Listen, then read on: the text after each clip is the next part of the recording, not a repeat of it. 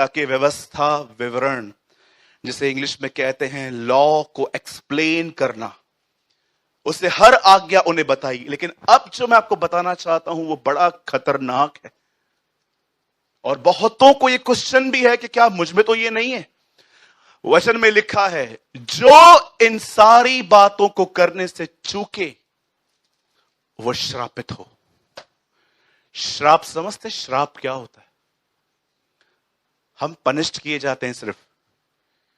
जिस दिन श्राप आया ना, मार के लौटेगा आपको। आप में से जितने भी लोग यहां बैठे हैं ना, जब आप खुदा से दूर जाते हो ना, तो वो यहां से आपसे बात करता है। जब आप यहां से भी नहीं समझते हो तो फिर वो आपको अविश्वासियों की तरह चांटे मारता है ताकि आप लौट आओ। और अगर उसके बाद भी आप नहीं समझते हो ना, तब जानते हो क्या करता है? तब वो आपको पनिश करता है। ये बात कुरिन्थियों में लिखी है, प्रभु हमें दंड दे के सावधान करता है, कहीं हम संसार में दोषी न ठहरे। लेकिन आपको पता है, आप में से जितने भी लोग यहां पर हैं, प्रभु ने आपको आपकी भलाई के लिए कई बार पनिश किया होगा। श्राप, मैं आपको बताना चाहता हूं श्राप होता क्या है। मेरा बिल्कुल मन नहीं था, पर मुझे लगा कि आप में से कुछ लोग परमेश्वर की दया को समझ पाएं, इसलिए मैं उसकी कठोरता को भी बता रहा हूं थोड़ा बहुत। आप जानते हो श्राप क्या होता है? अगर एक बार परमेश्वर ने किसी को श्राप दे दिया, वो श्राप उस आदमी को मार के ही लौटेगा। आपका कोई काम वो सफल होने नहीं देगा। लिखा है बाइबल के अंदर, मैं तुम्हारे लिए जमीन पीतल की और आसमान लोहे का कर दूंगा। अब मुझे बताइए, आपको सोने के लिए गद्दा चाहिए, कौन लोहे पे सो सकता है? कौन पीतल पे सो सकता है? इसका मतलब स्लीपलेस नाइट्स। ये बाइबल का एक श्राप है। लिखा है, मैं तुम्हारे हृदय को कपकपाऊंगा। आप देखिए आज हृदय में कितनी बीमारियां हैं। उसके बाद ऐसा लिखा है एक जगह पे, तुम बिकने के लिए तैयार हो जाओगे, तुम्हें लेने वाला कोई नहीं होगा। मैं आप में से हर एक को कहना चाहता हूं, सुनिए, आप सिर्फ पनिश किए गए हैं थोड़े बहुत, और वो भी आपके भलाई के लिए। इवन परमेश्वर ने पनिश करके भी वो खुद रोया है आपको। योना की किताब में लिखा है, वह दुख देके भी पछताता है। वो आपको देखता है कि आप यहां वहां हो रहे हो, अब मैं सोचता है, ए प्रचारक बात कर भाई, समझा इसको। उसके बाद प्रचारक बोलता है, नहीं समझता है, अरे अविश्वासी तू से समझा, कहां जा रहा है ये। फिर वो समझाते हैं। बाद में प्रभु जब देखता है ये तो नाश हो जाएगा, कुछ तो करना पड़ेगा, अरे किधर जा रहा है तू, किधर जा रहा है। फिर वो अपनी टेरिटरी से बाहर आता है उस भेड़ के लिए, और फिर आएगा ना, टांग तोड़ेगा। लेकिन इतना दयालु है कि भेड़ की टांग तोड़ने के बाद उसे अपने शोल्डर पे बिठाता है, अपने स्ट्रॉन्गेस्ट पार्ट पे। यहां पर आपको पता है, आपके लाइफ में, आपके बॉडी में सबसे स्ट्रॉन्ग हिस्सा आपके शोल्डर से, वो आपको यहां बैठाता है। सुनिए, ये सारे जो श्राप हैं जो एक अनआज्ञाकारिता के जीवन के ऊपर आते हैं। अब सोचो, बाइबल बताती है, मूसा ने उन्हें कहा, ये सारे आशीष वचन है। सुनिए, आशीष वचन क्या क्या थे? पहली चीज, अगर तू मेरी आज्ञाओं को माने तो तू पृथ्वी पे सारी जातियों में धन्य होगा। दूसरा, तुम्हारी औरतों के बच्चे कभी नहीं गिरेंगे। ये आपको पता है ओल्ड टेस्टमेंट की ब्लेसिंग है। तीसरा, अगर तुम मेरी आज्ञाओं को मानो, मैं तुमसे कहता हूं तुम्हारी टोकरियां सदैव भरी रहेंगी। लिखा है, धन्य होगा तू आते और जाते समय, तुम्हारी यात्राओं को वो ब्लेस करेगा। उसके बाद लिखा गया है, धन्य है तेरी कठौती, सेविंग्स, तेरी सेविंग्स को जो तूने इकट्ठी की है उसको भी वो ब्लेस करेगा। परमेश्वर ने कहा था आज्ञा को मानो तो ये सब कुछ मिलेगा। उसके बाद प्रभु कहता है, अगर न मानो तो ये सारे श्राप न चाहो तो भी आ पड़ेंगे। अब बताइए, परमेश्वर ने जब यीशु इस अर्थ पे आया, तो मैं आपको बताना चाहता हूं, उस टाइम पे भी यही लॉ था, उस टाइम पे भी यही कानून था। मैंने कहा ना, कुछ लोग नहीं समझ पाएंगे चीजों को, पर मैं चाहता हूं मैं बहुत सरल तरीके से आपको बता रहा हूं। अब यीशु इस पृथ्वी पर आया तो उसने क्या देखा? कोई भी व्यक्ति नहीं है जिसने इन 10 आज्ञाओं को माना है। सबके ऊपर श्राप है, सबके ऊपर कर्ज है। इसीलिए पौल एक वचन में कहता है, कोई धर्मी नहीं है, एक भी नहीं, नॉट अ वन। अरे पौल, क्या आपने इब्राहिम के बारे में नहीं पढ़ा है? वो अच्छा आदमी था। यस, सिद्ध नहीं था। जानते यीशु ने क्या किया? यीशु ने डिसाइड किया। आप जानते हो, व्यवस्था को बनाने वाला व्यवस्था को बदल भी सकता है। ऐसा लिखा गया है बाइबल के अंदर कि जब मूसा ऊपर गया और पट्टियां लेके आया, तब वो इंट्रोड्यूस ऐसे करता है पट्टियों को, ये खुदा के उंगलियों से लिखी हुई 10 आज्ञाएं हैं। और मैंने नए नियम में देखा यीशु झुक के उंगली से कुछ लिख रहा था। Wow, amazing. ओल्ड टेस्टामेंट में वो फिंगर यूज करता है, न्यू टेस्टामेंट में मुझे ऐसा लग रहा है अब वो अपनी व्यवस्था बदल रहा था और ये हमें बता रहा था। देख, आपको पता है ना, बाइबल में बहुत सारी बातें ऐसी हैं जो मात्र आपको समझाने के लिए लिखी गई हैं। मैंने यीशु के अंदर एक बात देखी, अमेजिंग थी। पता है, हमेशा कुछ कुछ लोगों को ठीक करने से पहले वो जानना चाहता था ये कितने कभी से बीमार है। आपने देखा, वो 38 साल से बैठा था वहां पर। यीशु उसको बोलता है, इसकी दिशा कब से? प्रभु 38। ओके, एक और व्यक्ति था जो बचपन से अंधा था, याद है ना, उसके मां बाप को आराधना में बुलाया गया था। यीशु उसको बोलता है, इसकी हालत कब से है? बचपन से ऐसा है। फरीसी पूछते हैं उससे, तू ठीक कैसे हुआ? मेरे को एक ही बात पता है, मैं अंधा था, अब मैं देखता हूं, यीशु ने मेरे को दिखाया। नहीं, वो पापी है। वो बोलता है, पापी है क्या है तुम देखो। आपको पता है वहां लिखा है, बोलता है पापी है क्या है वो तुम देखो। मुझे एक ही बात पता है, मैं अंधा था, अब मैं देखता हूं। लास्ट में उसको बोलते हैं, नो, बोल बोल, वो नहीं है कुछ भी, हम तो मूसा के चेले हैं। लास्ट में वो बोलता है, तुम तो कन्विंस हो चुके हो, मेरे को लगता है तुम भी उसके चेले बनना चाहते हो। भाग गए उधर से। अब मुझे बताइए, क्यों खुदावन लोगों से पूछना चाहता था, ए तू कितने टाइम से बीमार है? मैं 38 से। तू? मैं बचपन से। तू 18 से। तू 12 से। प्रभु, क्यों आप एज पूछ रहे हो? मूर्ख, तुझे समझाने के लिए कि ये समझ कोई चीज परमानेंट नहीं है। दिस इज अमेजिंग ना। प्रभु हमें समझा रहा था, देख कोई भी चीज हमेशा के लिए नहीं है। वो 38 साल से ठीक हुआ, तू भी होगा।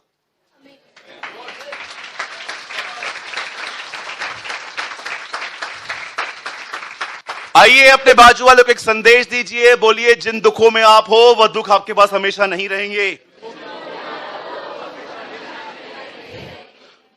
मेरा दुख तो मेरा पति है। गलत।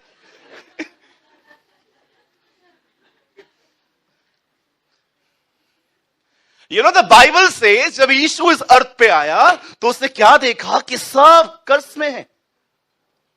और उसने खुदा से एक बात कही होगी जो पुराने नियम में ऑलरेडी थी, पिता हम एक काम करेंगे, क्या? श्राप सब मुझे दे दे, आशीष इनको दे दे। That is amazing. और सुनिए भाई, पीछे आओ, 13 में आओ।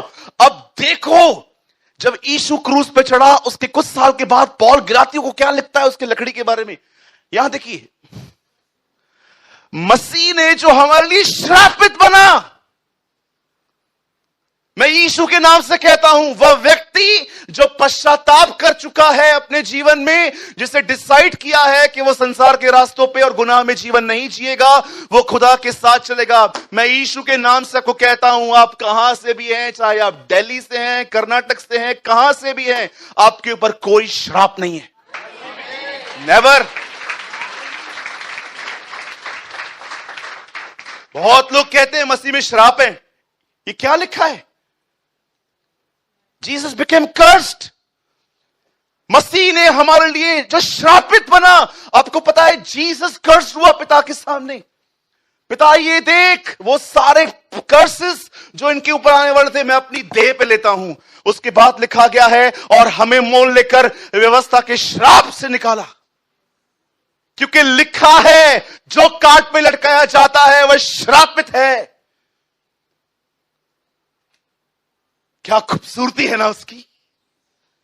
आगे बढ़। अब देखो, ये तो उसने ले लिया, आपको क्या दिया? अब क्या देखो क्या लिखा है, 14 लिखिए जल्दी से। यह इसीलिए हुआ कि इब्राहिम की आशीष मसीह यीशु में अन्य। अब यहां पर वो कहता है सारे कर्सेस उससे ले लिए, लेकिन आशीषें उसने तुम्हारे लिए रखी। और जानते हो वो आशीष क्या है? अब मैं आपको बताना चाहता हूं, यहां देखिए सब। और हम उस विश्वास के द्वारा उस आत्मा को, आप जानते हो परमेश्वर ने डिसाइड किया अब हम एक काम करेंगे। यीशु ने कहा पिता मैं सारे श्राप ले लेता हूं, और जो आशीषें बताई गई थी मुझे वो नहीं चाहिए, वो इनको दे दे। और जानते हो आशीष यहां पर क्या लिखी गई है? परमेश्वर ने डिसाइड किया जो भी लोग मेरे पुत्र के बारे में सुनेंगे और कलीसिया के अंदर मेरे एक झुंड का हिस्सा बनेंगे, जब देह बन जाएंगे मैं उन्हें उस झुंड को एक आशीष दूंगा। लिसन, वो आशीष जानते क्या है? अब यहां पर लिखा है पवित्र आत्मा। आप सभी जानते हैं पवित्र आत्मा परमेश्वर है। आप जानते हो खुदा क्या कहता है? जो भी लोग इब्राहिम के उस झुंड में आएंगे, एक हो जाएंगे, मैं एक काम करूंगा, मैं उनके साथ रहना शुरू कर दूंगा। That is a blessing. पवित्र आत्मा कौन है? खुद परमेश्वर। प्रभु ने कहा इस पृथ्वी पे मैं एक ही झुंड के साथ रहूंगा, और वो है इब्राहिम का वंश जो हम है। आप में से कितने लोग ये बात जानते हैं इब्राहिम की आशीष क्या थी? खुद परमेश्वर, गॉड हिमसेल्फ। प्रभु ने कहा मैं इनके प्रति समर्पण करूंगा। अब मुझे एक बात बताइए, खुदा ने हमें पवित्र आत्मा क्यों दिया है? लिसन, परमेश्वर ने कहा oh thank you Jesus, thank you. Listen, परमेश्वर ने डिसाइड किया कि जो भी लोग दुनिया छोड़ के इस झुंड में एक होंगे, मैं उन सबों पर पवित्र आत्मा उंडेलूंगा। और आज हम जितने भी यहां पर बैठे हैं लोग, हम पवित्र आत्मा पाए हुए लोग हैं। कोई भी यहां पर यह मत कहना मैं अन्य भाषा नहीं बोलता। याद रखिए इस चीज को, मैं अन्य भाषा के बिल्कुल भी खिलाफ नहीं हूं। मैं समय अन्य भाषा में बात करता हूं। मैं कई बार आपको भी इंकरेज करता हूं कि मांगो, लेकिन यह बात याद रखना, आप किसी से यह नहीं कह सकते हो कि आपके पास अन्य भाषा नहीं है तो आपके पास पवित्र आत्मा नहीं है। क्योंकि पौल कहता है कोई विदाउट पवित्र आत्मा यीशु को प्रभु नहीं कह सकता।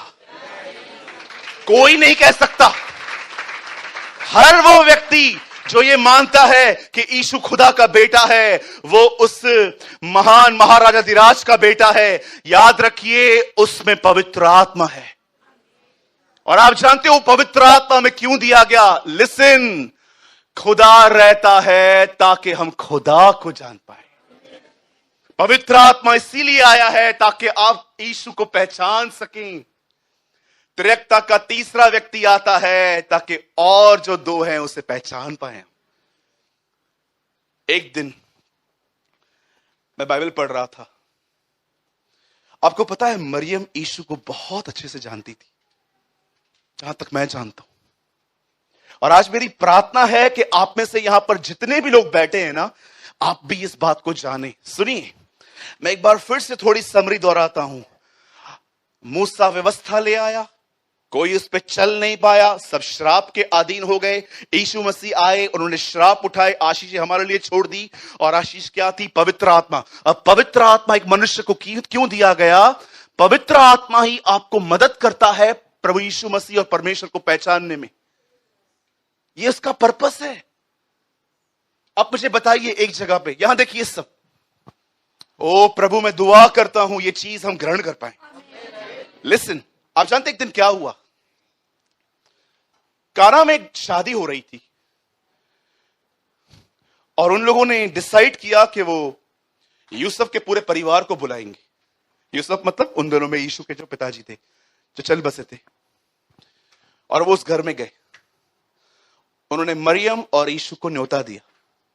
और आप पढ़ सकते हो, बाइबल बताती है दोनों गए, और किसी को भी दिया होगा। पर अब सुनिए, जैसे वो वहां पर गए, मरियम एक ऐसी स्त्री नहीं थी जो अंत में आके ये कहे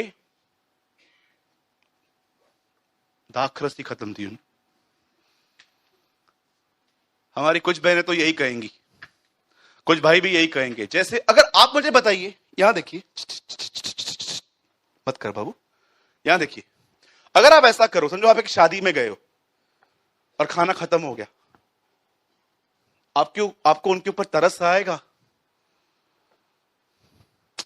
किसी को आप ये कह सकते हो वहां जाके, मम्मी पापा कितना एम्बैरस फील करेंगे ना वो लोग, उनका खाना खत्म हो गया, कुछ करें हम? जानते हो हम क्या करेंगे? हम बाजू में जाके बोलेंगे, सुनिया, हिंदी में क्या बोलेंगे इसको हिंदी में? हाँ मैं जानता हूं 100% कुछ लोग यहां ऐसे होंगे। आप किसी शादी में चले जाओ और आपको खाना न मिले तो क्या करोगे? बुराई करते करते निकलोगे? हाँ, खाली लिफाफा लेने आता है इनको। क्या आप ये कहोगे? छोड़ना। आपको पता है मैं कई बार लोगों की मैरिज में खाना खा के जाता हूं, घर से, बाहर से। बहुत बार मैं ऐसे करता हूं। अरे मैं हंसाता हूं आपको कभी कभी कि मैं जाता हूं सब देखता हूं, मैं ऐसा नहीं हूं। लेकिन आप सोचो, मुझे एक बात बताओ, कितने लोग हैं मुझे बताइए, आपके पास एक न्याय करने वाली नहीं पर दूसरों की जरूरतों को देखने वाली आत्मा है आपके अंदर। आप एक शादी में जाते हो, आप एक फंक्शन में जाते हो, आप किसके घर में जाते हो और आप देखते हो आपको वैसा ट्रीट नहीं मिला, आप क्या लेके निकलते हो वहां से? मरियम और यीशु एक शादी में गए हैं और जानते हो वहां पर मरियम ने एक बात नोटिस की, क्या क्वालिटी है मरियम में। वो वहां पर देखकर कहती है कि जो वो दाखरस है ना, वो जो अंगूर का रस है, और सुनो मेरे भाइयों, दाखरस शराब नहीं है, ठीक है? मुझे बहुत डर है इधर कोई बेवड़ा ना बैठा हो और बोले आज ब्रदर ने बोला है पीना है, चमाट मारनी है। हाँ मैंने सोचा है, मैंने देखा है, जब दाखरस की बात होती है ना, बेवड़े उड़ जाते हैं। हाँ बिल्कुल। सुनिए, आपको लगता है जब यीशु मसीह ने उस दाखरस को बनाया तो उसे पतरस को कहा थोड़ा सा अल्कोहल मिक्स करते हैं? लगता है आपको? ब्रदर पॉल ने कहा तिमुथियुस को पेट के दर्द के लिए थोड़ी थोड़ी दाखरस पिया कर, थोड़ी थोड़ी, पढ़ आराम से, दवाई के तौर पे यूज कर, क्योंकि वो बीमार था, उसको पेट में दर्द था, वो आइलैंड पे रह रहा था, ठंडियों में उसका पेट खराब हो गया था बेचारे का। इसलिए पॉल उसको कहता है जैसे बच्चों को सर्दी कंट्रोल करने के लिए ब्रांडी दी जाती है, थोड़ी सी चम्मच। आपने देखा है बच्चे को बोतल पूरा पीले पीले, हाँ, बच्चे को बचपन में बेवड़ा बना दोगे आप। क्या देते हैं आप? चम्मच में, वो भी आधा सा। पॉल उसको कहता है दवाई के तौर पे यूज कर। ब्रदर आप क्या बोलना चाहते हो? शराब पीना गुनाह है। ब्रदर हम थोड़ी गटर में गिरते हैं, हम तो बहुत आराम आराम से ओकेशनली पीते हैं फंक्शन पे। तेरे को प्रभु चटके भी ओकेशनली मारेगा। हाँ, 1 जनवरी को बुलाएगा और बोलेगा इधर लेकर आओ, उसको चटका मारे, और मस्त गरम गरम सलिया आपको इधर मारेगा, इधर बहुत लगता है। फिर फरवरी में फिर से बुलाएगा और ओकेशनली पीता था ना, इधर आ। वे बचेंगे परंतु जलते जलते, सम पनिशमेंट। बहनों आप मत कहना, आइए भाई लोग अपने बाजू वाले को कहो शराब पीना गुनाह है। 75 रेफरेंसेस दे सकता हूं मैं आपको बाइबल में से, 75, अभी 76 प्रभु कल देगा मेरे को, देखना। ब्रदर एक काम करते, बियर तो पी सकते हैं ना? मीटिंग के बाद मिल।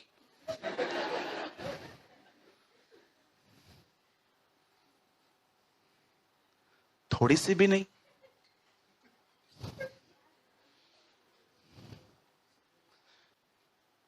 जब मरियम ने देखा कि सब दाखरस समाप्त हो गए, अब मुझे बताइए वो यीशु के पास आके ये कहती है ना चलें? क्यों मां, क्या हो गया? खत्म हो गया सब, अब खड़े के क्या फायदा, चल। कैसे लोग हैं, मैनेजमेंट भी नहीं आती है, इतने सारे लोगों को बुलाया, मैं खाना भी नहीं बना के आई थी घर पे आज, सुबह से उपवास में थी, 2 दिन से नहीं खाया था, मैंने सोचा वहीं जाके खाऊंगी। थैंक गॉड हमारी बहन मरियम ऐसे नहीं थी। जानते हो उसने उनकी लाज रखी। वो यीशु के पास आके जानते हो क्या कहती है? सुनिए सुनिए, पवित्र आत्मा क्यों दिया गया? वो यीशु के कानों में आके कहती है, जीसस वाइन एम्प्टी, खत्म हो गया है, कुछ नहीं बचा है। यीशु कहता है, हे महिला, नॉट मां, क्या? महिला, बोलो महिला। महिला क्यों कहा? जस्ट वन थिंग, जब सेवा में आओ तो रिश्ते और नातों से अधिक सेवा है। आप जाओ घर पे आज, अपनी मां को बोलो, महिला पकौड़े बना, बोलेगी पुरुष इधर आ। आज घर जाओ, अपनी मां को बोलो, महिला आज मैं तेरे लिए वड़ा पाव लेके आया, बोलेगी पुरुष खा तो निकालूं। इमोशनल पीपल सेवा भी नहीं करने देते। लिसन, जब मरियम ने यीशु को यह बात कही और यीशु ने साफ कहा, मैं ये नहीं करता।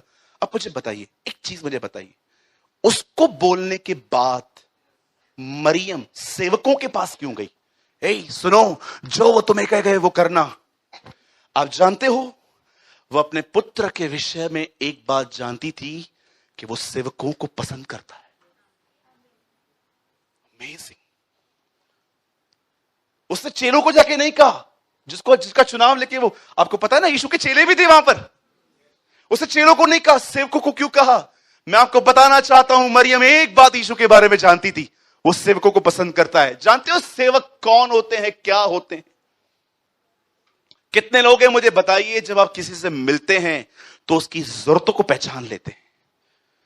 इसे दुआ की जरूरत है, इसे उत्साह की जरूरत है, इसे भोजन की जरूरत है, इसे दवाइयों की जरूरत है, इसे किसी और चीज की जरूरत है।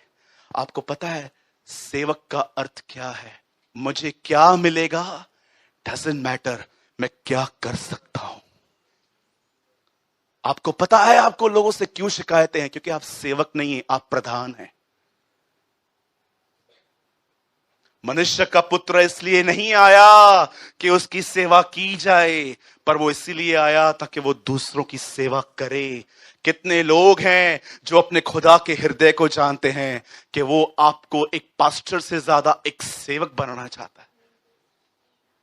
मैं जब भी लोगों से मिलता हूं ना, मैं आपको अपनी बड़ाई नहीं कर रहा हूं, प्रभु मेरा इस बात में गवाह है। जब भी मैं लोगों से मिलता हूं ना, मैं प्रभु को कहता हूं, प्रभु मुझे ये सेंस मत करवा, सिर्फ ये सेंस मत करवा कि ये किन गुनाहों में है, मुझे बता मैं इस बंदे की कैसे मदद कर सकता हूं। और जब मुझे प्रभु बताता है इसके लिए दुआ कर, इसको संगति दे, इसे वचन दे, इसकी कुछ सहायता कर, मैं आपको बताना चाहता हूं मेरे भाइयों, मेरी बहनों, परमेश्वर ने आपको पवित्र आत्मा दिया है ताकि आप उसके हृदय को समझ पाएं। जानते हो उसके हृदय में इस समय हमारे लिए क्या है? हम प्रधान नहीं, हम सेवक बने। प्रधानों को इज्जत चाहिए, सेवक दूसरों को इज्जत देते हैं। कौन है आप? मुझे बताइए, इस बहन से लेकर लास्ट तक जो बैठे, कौन है आप? प्रधान है कि सेवक है? मुझे बताइए। कितने लोग हैं जो प्रभु से कहते हैं, प्रभु मैं प्रार्थना करता हूं, ये न्याय करने वाला, दूसरों की कमी घटियों को देखने वाले इस मन से निकाल। मुझे पता है, मुझे आज लोगों को सिर्फ ये नहीं चाहिए कि मैं कैसा हूं, उन्हें सहायता की जरूरत है।